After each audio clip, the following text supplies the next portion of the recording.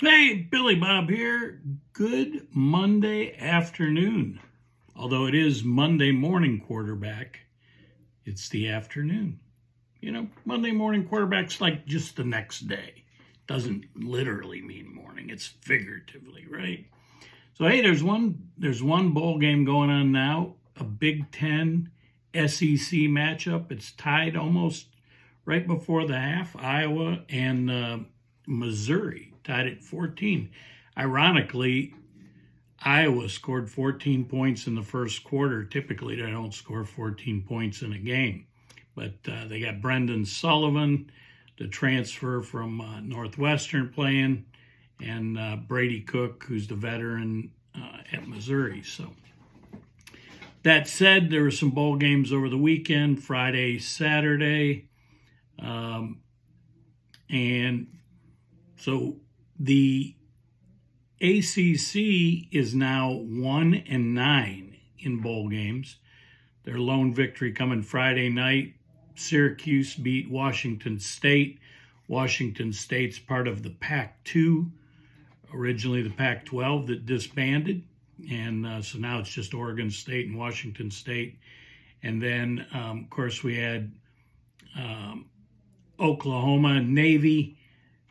Oklahoma goes for 2 at the end of that game. They don't get it. Navy holds on for the victory.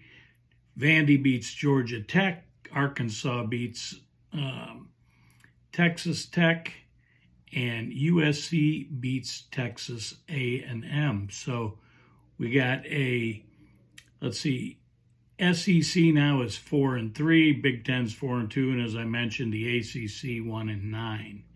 So there's a bunch of bowl games. Obviously, the one today that is a Big Ten SEC matchup. So that'll change the dynamic a little bit. Saturday, of course, Iowa State held on to beat Miami in a wild game. Cam Ward, the Miami quarterback, played the first half, and then he opted out in the second half, I guess. So he wasn't injured, and he wants to go to the draft. So I don't know. I'm not a Miami insider. I used to go to a lot of Miami games. I don't know how the Miami fans feel about, we got a guy for a half and the game's close, but yet he sits out the second half. Don't know how they felt about that one. In the meantime, they go down. I guess if their defense was better, Miami's had struggled with their defense most of the year.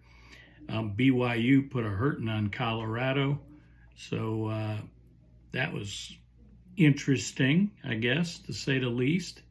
Thought Colorado probably be in that game a little closer. It was 36-14. Army prevailed against Louisiana Tech and finished with a great season. They finished 12-2, which is awesome for one of the service academies. I'm sure North Carolina didn't want to end their season getting beat by UConn, although UConn is a better team, 9-4 versus 6-7 before the game, 6-6 North Carolina team.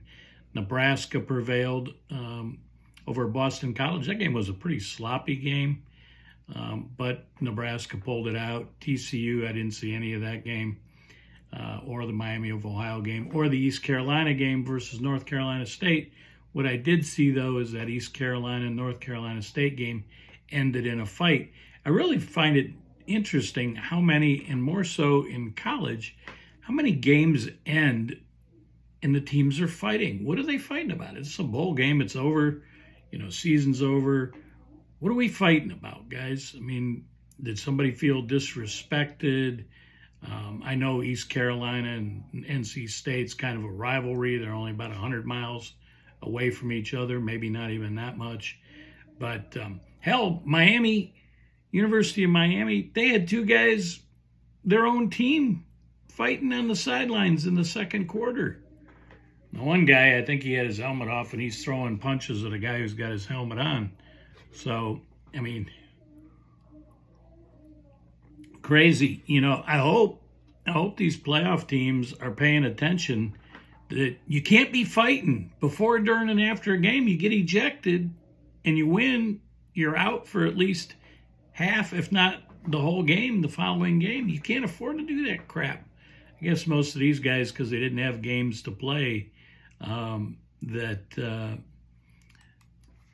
didn't matter. And then we got the Browns, the Clowns. They, man, it's just ugly against the Dolphins yesterday. Dorian Thompson-Robinson, you would think that guy looked like he hadn't played a game of football. Do you know that in all the different series that Thompson-Robinson's been in, I heard the stat yesterday, I find it hard to believe, that of all the drives that he's engineered, you know, could be a 3-and-out drive, it could be a 10-play, of all of them, there are like 50-some drives that he's come away with just 3 points. Somebody might want to check that. I find that hard to believe, but that was said out loud yesterday during the broadcast. Here's the good news. The bad news, the Browns were on at 4:05, and then there was one game, the Vikings and the Packers were on at 4:30. And so those were the only two late games. So I got to see a lot of the Browns Dolphins game on NFL Sunday Ticket. Now, the bad news is I got to see a lot of the Browns Dolphins game on NFL Sunday Ticket. Good thing I didn't pay anything for that game. Oh my goodness, it's bad. The Saturday or the Christmas Day games were, I won't say they're awful, but man, there was no competitiveness there. The Chiefs pounded the Steelers, the stinking Ravens pounded the Texans. I'm not quite sure what's going on with Stroud. I know his top receiver's out, but he is just not accurate. Now he's getting run all over the place, a lot of blitzing, a lot of pressure on him, but still, man, oh man, it's almost like he's hurt or something's going on. Maybe the sophomore jinx, we'll see. Thursday's game was a snoozer, right? The Bears and the Seahawks, 6-3. There were some, and then Saturday, geez, oh man, the Bengals won. That's a good thing. The Bengals are still in it. They beat the Broncos. They need the Broncos to lose this coming Sunday. We'll talk about that in a minute. Chargers pound the Patriots. Hapless Patriots. They're 3-13. First year without Coach Belichick, right? And then the Rams beat the Cards. But yesterday's game, there was a mix of blowouts and tight games. Bills pounded the Jets. So much for Aaron Rodgers' full season of playing. The Eagles pound the Cowboys. Cowboys are hapless. The Buccaneers win big. The Jags beat the Titans. The Giants, the hapless Giants, beat the Indianapolis Colts. And the Vikings-Packers was a good game. 25-27, Vikings win that one. I didn't see the Commanders-Falcons, although the Commanders win. That's good for the Buccaneers. So here we go, Week 18. Still something to play for some of these teams. Let's take a look here. Where have I got that? Let's see. Is this it? No. Maybe go back here. Billy Bob. Here we go. So there aren't a lot of teams that got stuff to play for. The Dolphins still got something to play for. I didn't look up their scenario. Steelers are in. The Bengals need to win, and they need for the... Who do they need to lose? I saw this just a minute ago. Where are we here? Come on, man. You think I could remember this? The Bengals need to win. They need to beat the Steelers, and they need the Broncos to lose to the Chiefs. It's that simple. Bengals win. Broncos lose. Bengals are in.